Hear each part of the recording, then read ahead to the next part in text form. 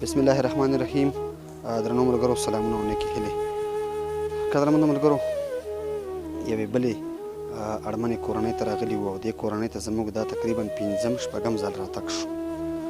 دغه ماشومان چې دي دا د مرحوم حیات بچیان دي.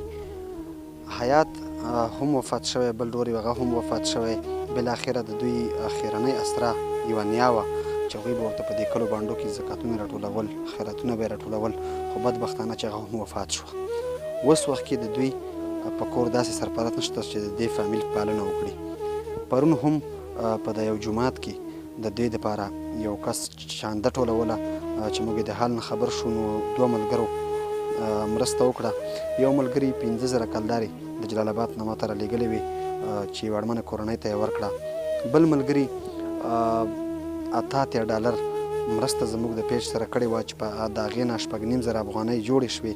په 15,300 افغانۍ مو یو ورور ته ویلچر واخیسته چې هغه معیوبه و او بېوسه و، هېڅوک یې نه و.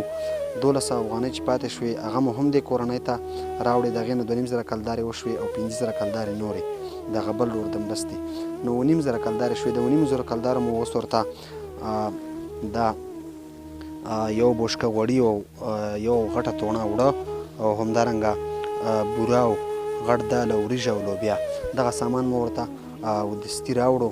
او درنو ملګرو، د دغسې کورنیو تر شا سره نور ملاتړ هم وکړئ. موږ بار بار تاسو ته دا وینا کوو چې د دغسې کورنیو ملاتړ راسره وکړئ. باور وکړئ په دغه ساحه کې اوس وخت کې هم کرنتین دی، ځکه مزدوري نشته، هر څه په ځای درېدلي دي.